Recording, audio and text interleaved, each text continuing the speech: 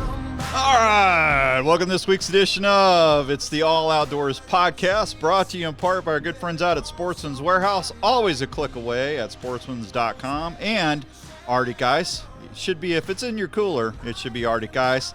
And least but certainly not last, Respect the Game TV. This is Outdoors Dan, and my friend, my boss, my mentor, my spiritual guide, Larry McCoy, is with us as well. How you doing there, Larry Mac? In my best radio voice, I'm doing fine. Actually, throw that in there. Yeah, actually, when we did the podcast at the Deer Classic last week, when you did the radio show with me, I had a bunch of people say, "God, that Larry's good on the radio. Look out." Yeah, right. I'm sure I was new. That was a new experience for me. You do good on the radio. Hey, we got a fun podcast. Well, thank you. We got a fun. See, Phillip, this is what I'm talking about. We got a great podcast to do today, and this is the first time I've met Mr. Phillip. But Larry McCoy, why don't you introduce our guest? Oh, Mr. Phillip Culpepper, the turkey slayer himself. Not only turkeys, but and also the manager of the Hunt Club. The Hunt Club. I like that. Yeah, that's right. What's going on, buddy? Man, not much. I appreciate you guys having me on. It's we're getting whooped down here in Mississippi today, man. This cold weather hit. It's got these turkeys. They got lockjaw. Oh, do they? So you're in Mississippi. You're down the SIP. Down in the yes, SIP. Sir. I'm down here. We've been doing exactly that. We've been looking for them for the last day and a half, and man, they talking a little bit at daylight, and that's about it. They're grouped up still. So luckily, the ones that didn't get sucked up by that tornado that come through, we're chasing a few that's left, but it's been tough. Hey, you might have had some new birds laying on the property. I thought I heard a Rio gobble this morning. Yeah. Exactly. Are they grouped up, Phillip, or are they just henned up? Man, it's really a little bit of both. I mean, they still seem to be grouped up pretty big. I mean, we got on this one group. The turkeys are strutting pretty hard, the ones we're on. But I mean, I've seen a couple of long beards with hens and jakes just pecking around, and standing miserable like penguins. It's so cold. I mean, it's just, but they're still grouped up pretty big. It's obviously, turkey hunting, the eyesight on them's so tough. But when you get that many of them, it makes it tough getting in position, especially with the group we got. So we got a few people hunting, but we're gonna keep after it. Larry says you guys did really well on those Osceolas, huh? Man, we did. We went to war on them down there. We ended up scratching out 7 down there. We were down there less than a week, so we had a heck of a trip. Yeah, Larry, how many Osceolas have you taken over the years? I've only taken two Osceolas, I believe. Well, you don't. And if you hold an Eastern uprow right, you can say it's an Osceola. Well, you doubled me. You take a Sharpie to his wings, you can tell it looks like one of the pictures anyway. Yeah, exactly right. So, I've only gotten one, but Phillip, I'm going to yield to your expertise on that. But man, them birds, when I was down there filming, they as soon as they hit the ground, they shut up. They were just not the most vocal bird when I was down there a long time ago. Yeah, it's weird, and I think obviously it's the time of year, which every time, I think the biggest draw to them, not only being Osceola, but having that early season in the southern zone, everybody chases them pretty early. But, the ones we got on, it was kind of the same thing, kind of that lull part of the morning, and then they kind of picked back up, But a good thing about some of that terrain down there, if you got where you can glass it and sneak around and try to find them where they're at with their hens, because it's kind of, because that's now, that was the first weekend in March, and it just seems like it's crazy to think that I feel like we're in the same stage right now here in Mississippi, because it's almost like starting over when you get back up here around the house, because it's so far south. But, the good thing about those birds down there is man, they are aggressive little suckers. I mean, if you're a decoy guy at all, man, that's a place to go, because they love a fight. I mean, that's one thing about them. They are so aggressive that you can, they seem like they have a real larger bubble per se than a regular Eastern or any other turkey, just because, man, they see an intruder and they're ready to fight. That's awesome. That's awesome. So, folks, the listeners, if you don't know, Phillip Culpepper also he has the show The Hunt Club. He's tell us a little bit about your segue into the industry, what you've done, and how the Hunt Club kind of formed and developed. Yeah, man. Well, I got my start at Realtree, and I worked at Realtree for a little over 18 years, filming and producing. And I actually started at Realtree the week I turned 16. I just went down there when I was the week before I got a driver's license and filled out an application, and I worked in the warehouse for about a year and a half just packing boxes, until I finally bugged David Blanton enough to let me try to run camera, and then it kind of just grew from there. And so and then I started getting the opportunity to hunt some, and I started out just logging footage, then eventually worked my way up to producing some hunts, and then produced road trips for a while, Realtree road trips with Michael Waddell, and then after that went on to kind of co-produce with Daniel Thomas, who's still there, Realtree Outdoors.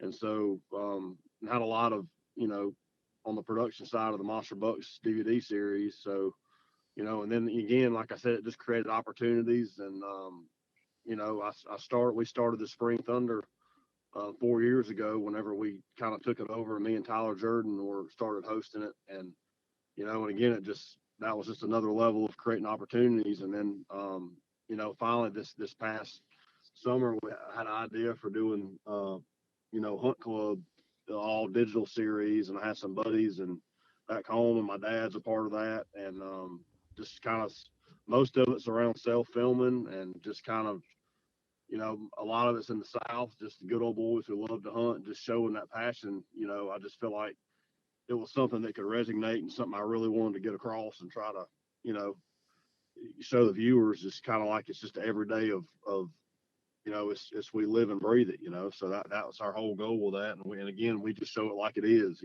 Some things are funny, some things are horrendous, and some things are good, but we show the good, the bad, and the ugly. So yeah, that's great. Fun. I'll tell you right now, if you're listening right now, you need to go watch the Hunt Club. It's Phillip and the guys, Michael Pitts, Roger, Phillip's dad, the whole crew down there. They do a great job of kind of documenting their trips. But this being the first season out of the gate, you had a heck of a fall too. You actually killed probably a deer of a lifetime up in the Northeast. And tell us about that hunt, man. That was something else. That was it was weird because that family up there that they live on the Eastern Shore over there, and we have in the past we've gone up there and around Christmas time, and just we got some mutual friends and go up there and just rabbit hunt and deer hunt a little bit, and it's just loaded with deer. And I'd asked him, I was like, man, I would love to just try to come up here and really like come up here and deer hunt, because when we go, it's kind of the end of the year, kind of everybody having fun. We made goose hunt, we made deer hunt, we made rabbit hunt. So I said, man, I would love to come up here during the rut. And so Albert was like, man, come on. So we did. And so it was in October, Michael, his son, had texted me 1st of October, and he said, hey man, you know anybody that wants to shoot a piebald? And I was like, well, yeah, I do. I know him real well. And he was like, Yeah. he said, well, who? I said, man, I'll shoot him in a heartbeat. And he said, well, he's yours if you want him. He said, man, we've had pictures of him sporadically. He said, but everybody up here is scared to shoot him because they think it's a curse. And so I thought he was just joking with me. So I got up there, and he was like, yeah, he goes, man, nobody wants to shoot him. And somebody had passed him the year before. He was 5.5 then, and just a tank of a body deer. And I was like, man, where's the last time y'all had pictures of him? They said, well, we were looking at the map, and so we went in there and hung a stand, and they hadn't had pictures of him in like, I think almost a month. And so this was Halloween day, that first morning we hunted, and man, it was just slow, and I was just kind of grunting and rattling, and man, it came storming off the hill behind me to almost to the base of the tree, and I had to let him get out because I was filming and had to get around the camera arm, and I shot him at 30 yards, and man, he ran over about 60 yards and fell dead. So, but it looked like a dang paint horse coming through the woods. That's awesome. Yeah. It was unbelievable. Hey, Dan, I think Phillip sent me a picture of that on there, because Phillip shoots some slick trick Raptor tricks too, and he was like, we had to kind of edit these photos because it's a gory scene up here. But that white really made that red stand out. It was, man. It's crazy, and that's the only video I had flagged on YouTube all year. It was, man. It put a hole. It looked like somebody shot him with a 7 mag. That Raptor trick's nasty.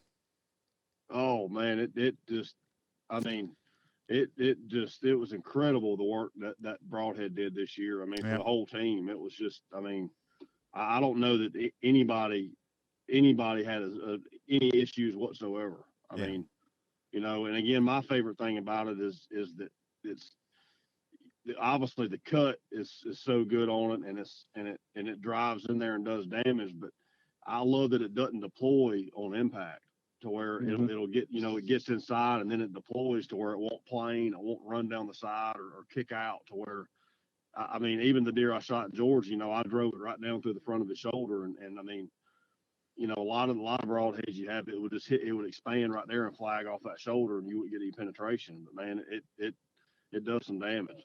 Yeah, if you like the Raptor trick, wait till you see the assailant. If Larry ever sends you any.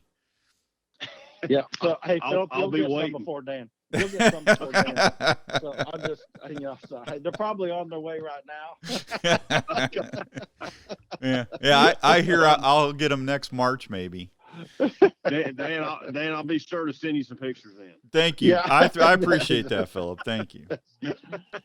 So the crew, I mean, the concept of hunt club, you know, I mean, in the South, obviously there's a lot of hunt clubs. You've got Michael Pitts on board. You've got some of this crew. So how'd that team formulate? How, you know, because I've always kind of wanted to know that story. Well, it's you know, and you know, obviously my dad, you know, he's part of it. But Michael Pitts, I've known him for years, and me and him are like brothers, and just always been a really, I mean, we've always, even when we do stuff on camera, you know, for realtree or for road trips or whatever, we always would hunt together. And so, you know, the initial idea came out. I'm in this small, we got about 300-acre lease in Georgia. Myself, Chris Staten, also known as Cheeseburger, and Nate Thomas, we're in this club together. And I just remember, and Cheeseburger's a character in himself. And Nate Thomas, I've known him for years. Actually, when he first moved to Columbus, me and him, we lived together when he was first coming into town, and he actually does a lot of production. He produces for Sub 7. Oh, so, yep. Mm-hmm. Yeah, so he does a lot. Like he does all the production on Lee and Tiffany's show, and you know. Oh yeah. So he you know, obviously Nate knows what he's doing. So, but we got in this club together, and this was 3 years before the concept of we ever really even had the hunt club concept. And I met Cheeseburger for the first time, and I was like, man, this guy's a character. And I was like, he is, I mean, just the one-liners and not even trying to be funny. And so I was like, man, if to me, that's just the relatability and the good old boyness that this industry, I feel like, needs to see, to where it's not anything macho, but it's just guys that are serious about hunting, trying to get it done, may mess up, but it's just something to show the passion, you know, for the outdoors and for what to relate to every weekend hunter out there, you know. Yeah. And that's kind of where it all came about. And again, it's like I said, even Michael Pitts and my dad, you know, we always hunted together, whether it's on camera or not, to where it's like they were a natural fit, and it just kind of became the team and kind of molded itself into that. And you know, that's what we're just, you know, there's just the 5 of us, so we just kind of, and again, everybody's got a kind of their own personality per se, so it's kind of, you know, the whole pie is there, I feel like. Phillip, I like your guys' handles or nicknames better than ours. I mean, we got Phillip Vanderpool, the silverback otter, and then I'm the deer watcher.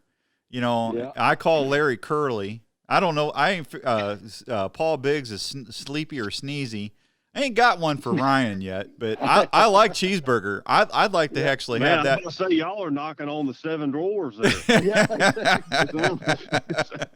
Well, exactly. That's Phillip. He's the little, you know, he would be the dwarf, the silverback otter dwarf. See, I've always referred to him as PV. Well, yeah.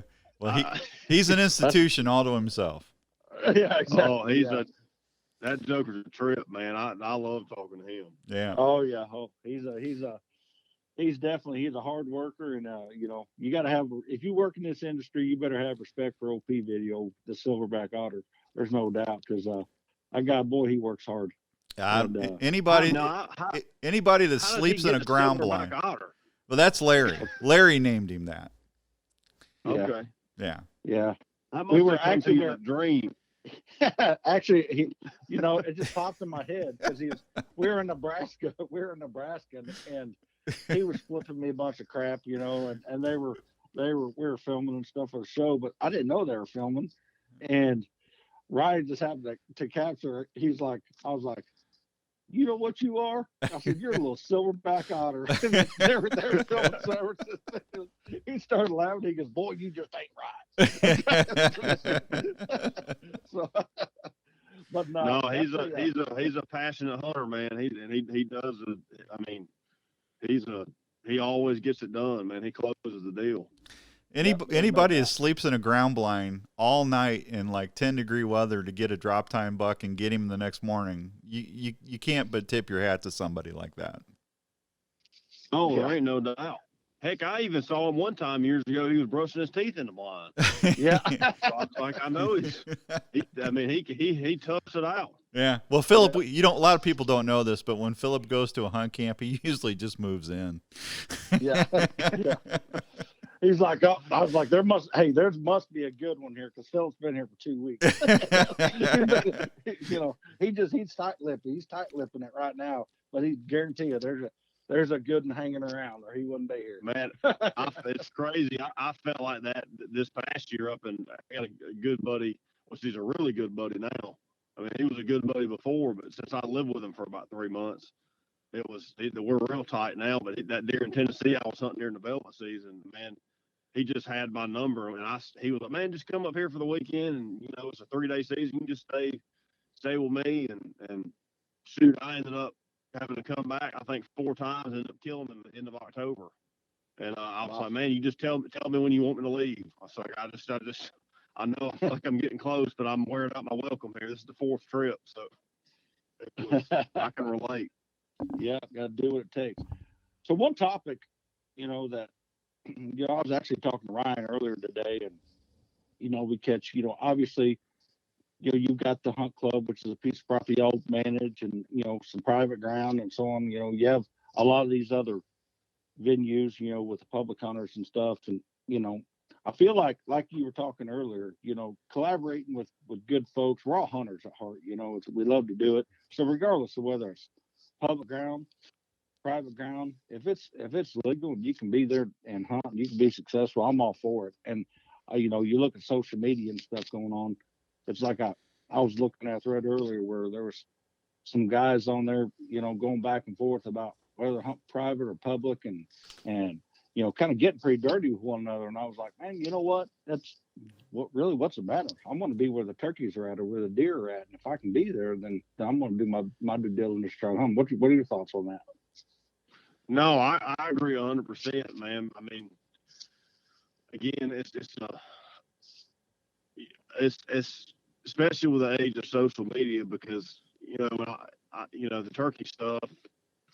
It's sometimes you feel like you can't win, and I even a company like Realtree, which I live and breathe, and I mean I bleed Realtree, but it's almost like, well, he's Realtree, so we got to hate on him because he killed a turkey.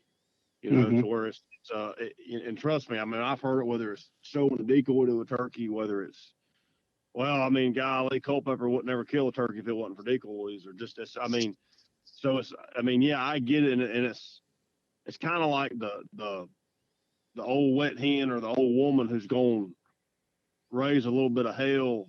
Just they're going to find something to gripe about. So and again, I'm with you. I think we've got to, and it's been said 1,000 times, unite and come together. But it's like, man, there's too much decisiveness in this country, period. It's like, man, but us as hunters, if we can't figure out a common ground to just, it's not that everybody's got to be the same way, but just respect each other. Yeah. I mean, a common ground to respect one another to where, man, if and again, if there's somebody who's got that big of a problem with it and just can't stand somebody, then that's fine, but just keep your mouth shut.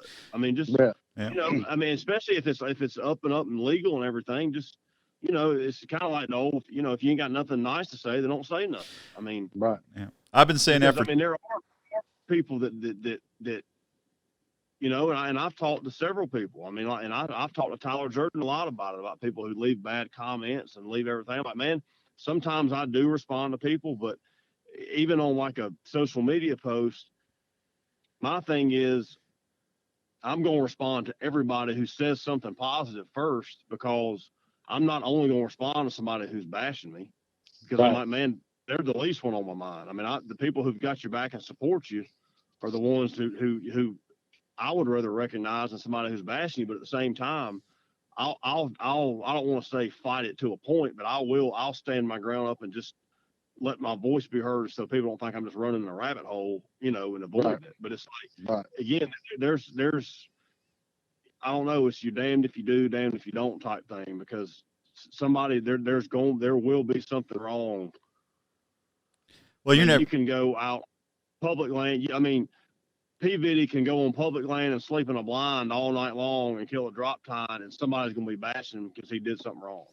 You're never going to get away from that, Phillip. I've been saying that for 25 years. There's too many people trying to take our heritage and our hunting rights away from us, that we all need to hold each other up, not tear each other down.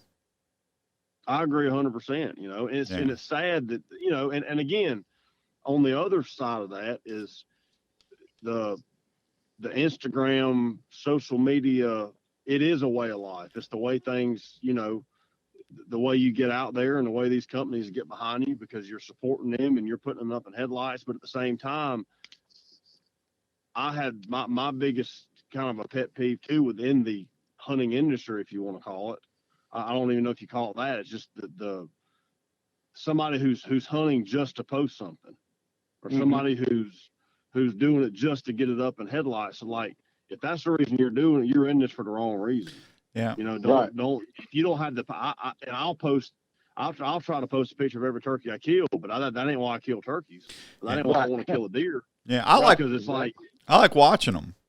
Ask Larry; he'll tell you. Yeah. Phil, let me tell you something about old Dan real quick. Okay, we are going to go down in the rabbit hole, right?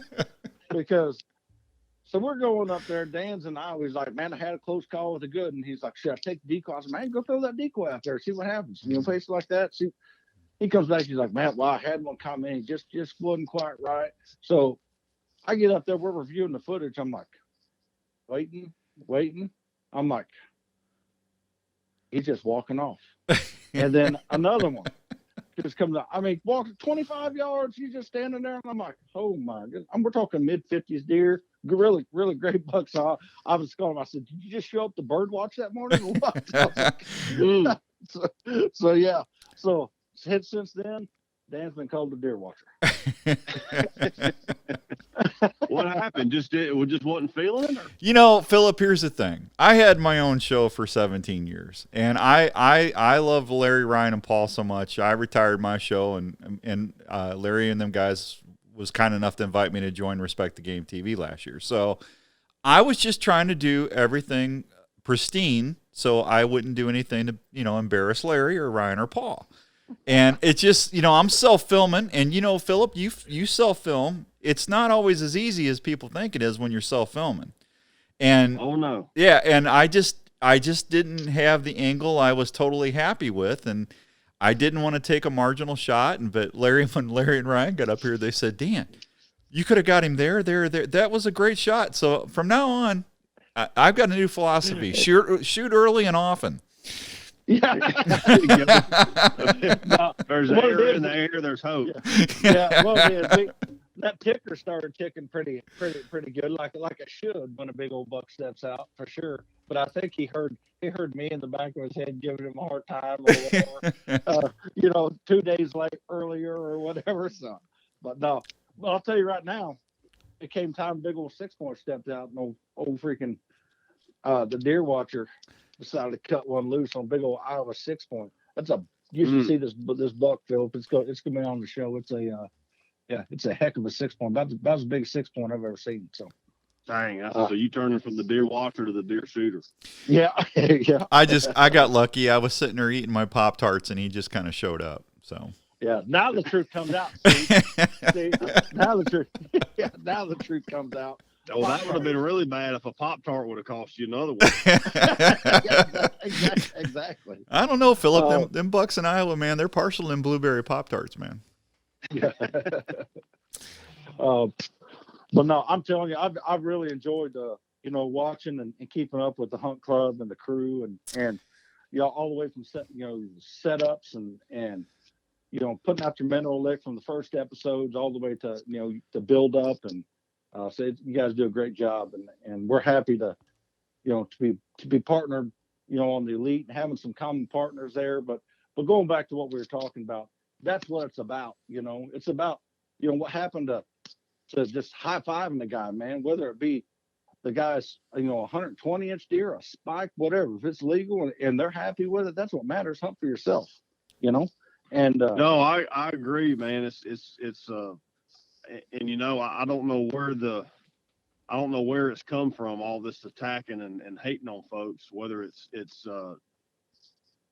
true animosity people have got built up and they feel like this is their way to get it out, or if it's just people feeling like that's got to be their opinion on something. I mean, I don't know. I've never understood that, or if it's just if we had a massive birth of keyboard heroes, I don't know what it is, but it's whatever it is, it's just, I don't know. It's just people, they're going to be everywhere doing it. But at the same time, like I said, my thing is just to defend yourself to a point, but at the same time, acknowledge the people who got something kind to say and do likewise to others, and everybody, if you're a hunter and got the true passion for it, then everybody needs to get on board, support one another. I mean, to each his own on their style, as long as it's legal, like you saying, you got permission, everything's legal, then man, just okay, go. If you go over there and mess that turkey up, that ain't the way I'd chase the turkey. Well, man, that's fine. That's your hunt. I mean,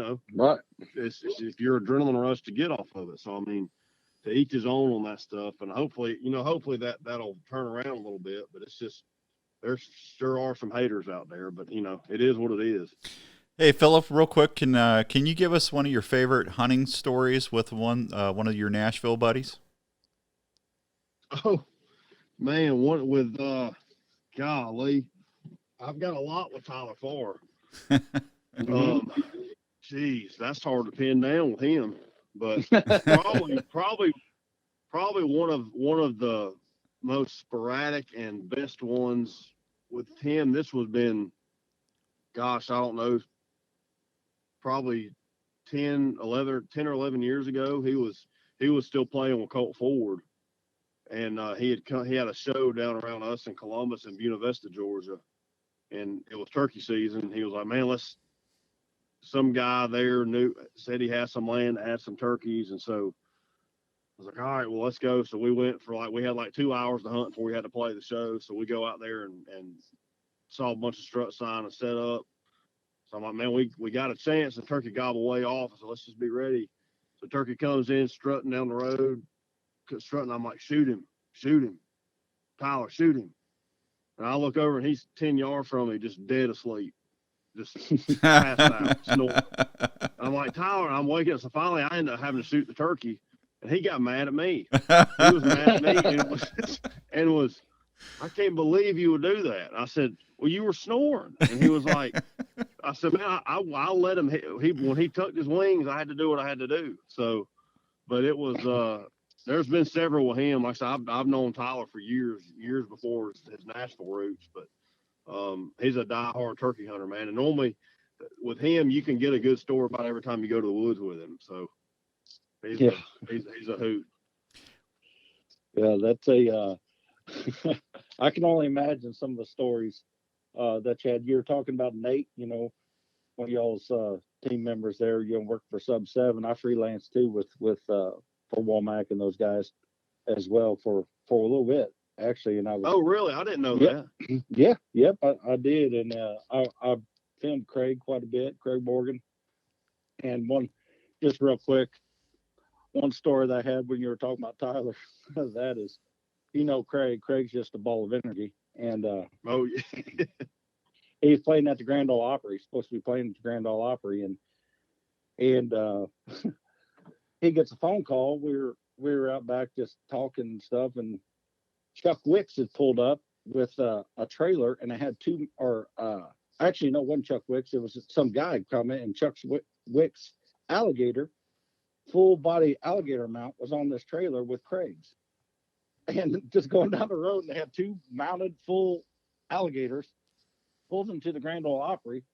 We go out back to, look at we're filming. I think Brandon Pendergrass is there with me, and Jeff Lovin, and we're sitting there. Well, the door shuts behind us, and it locks, and so we couldn't get back in. So Craig's trying to find a way back in or whatever, and then we hear on the intercom they announced Craig Morgan to come on stage, and we couldn't get back in the building, so we go all the way around and walk in the front door, and the little lady there taking tickets is like, this is odd. Craig comes walking through the front door and had to come in through the front door of the Grand Ole Opry to get up on stage.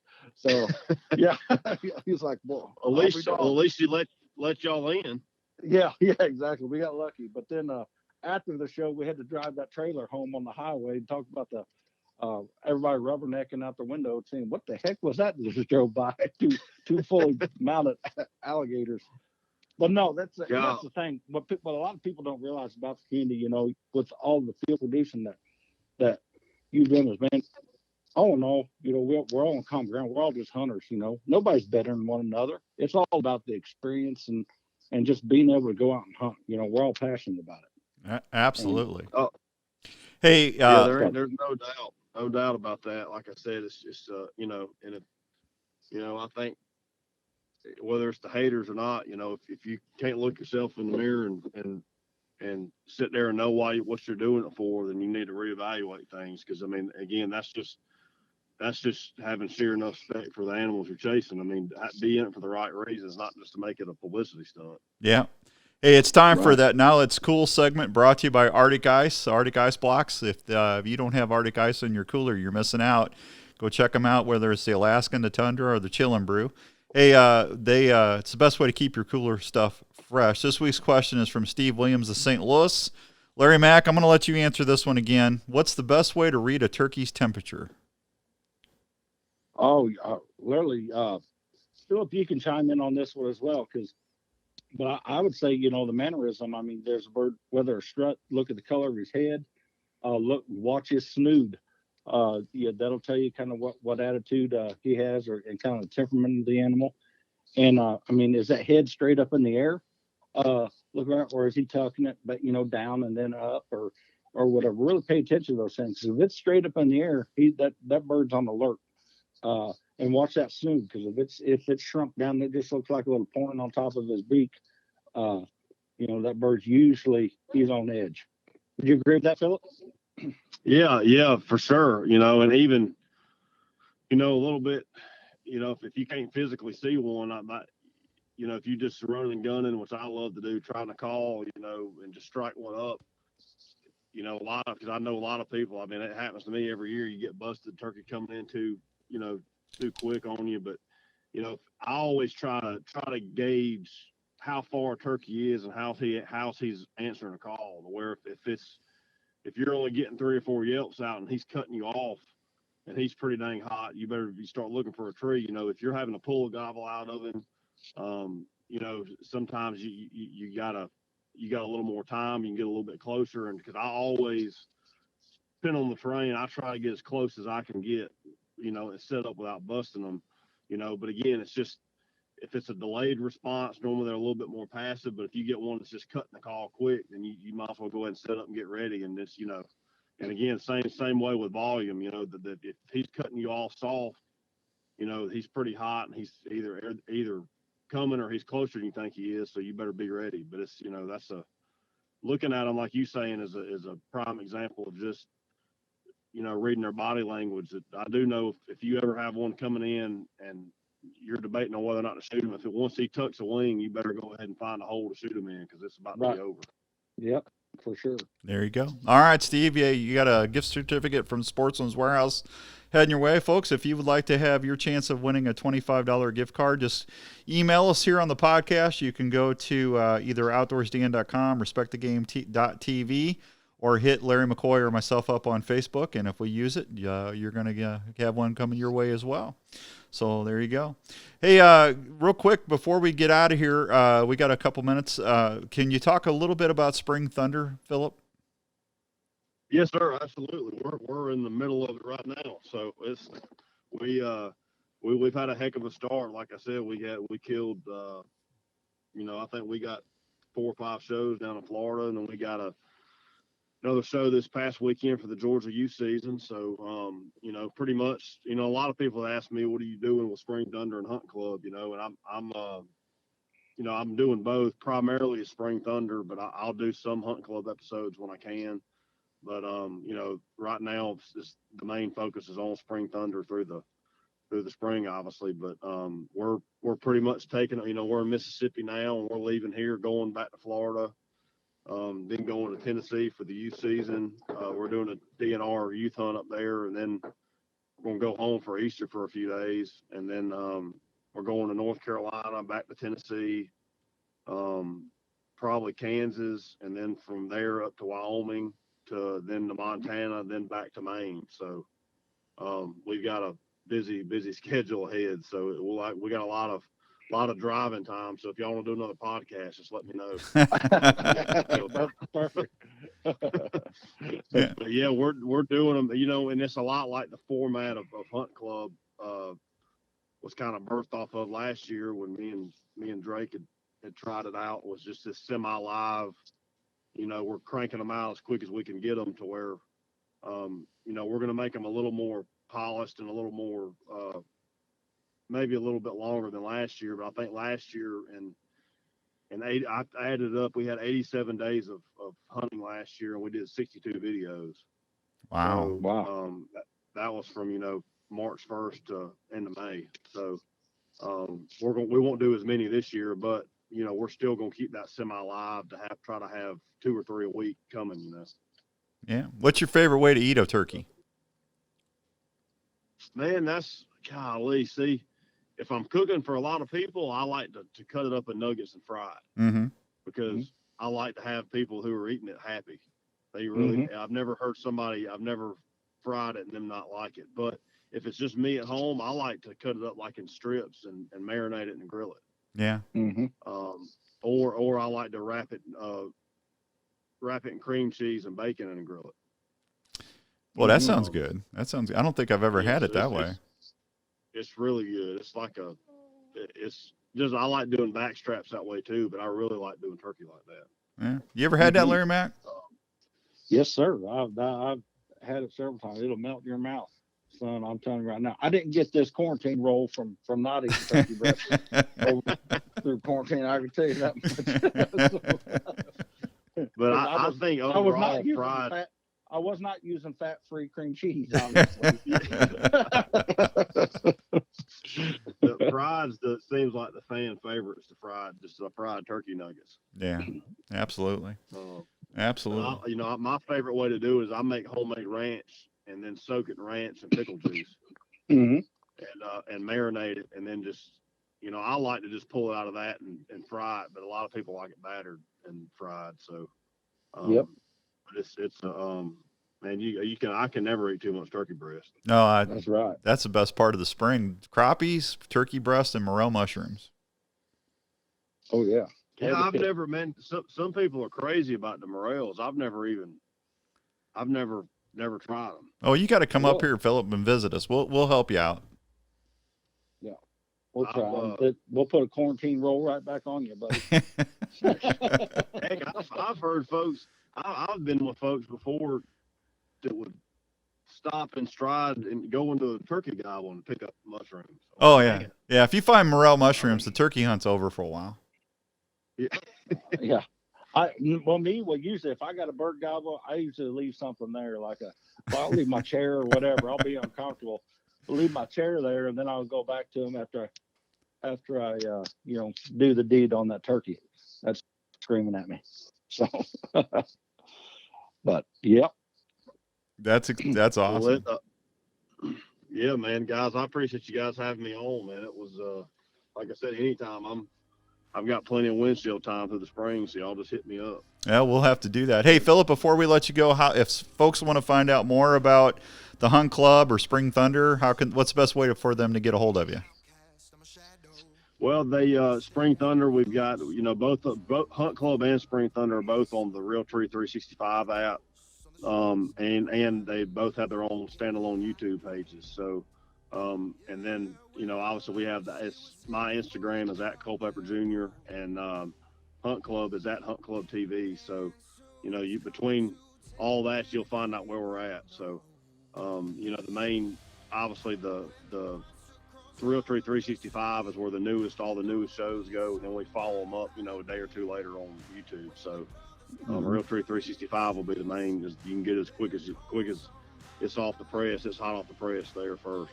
All right, that sounds awesome, man. Hey, it was great talking with you, Larry Mack. If they want to see more about Respect the Game TV or what we're doing, how can they do that, sir? Oh, they can go over to YouTube, the Respect the Game TV page. Subscribe to that if you haven't already. You can also on all the social media platforms, Respect the Game TV, and look us up. If you got questions about anything, we'd be more than happy to answer them. But yeah, stay tuned. We got some cool stuff coming. Absolutely. Maybe even some collaboration with old Phillip Culpepper and Hunt Club crew. Oh, that'd be awesome. All right, that's going to wrap it up for this week, folks. This podcast was brought to you by the fine folks at Sportsman's Warehouse, 112 more locations nationwide.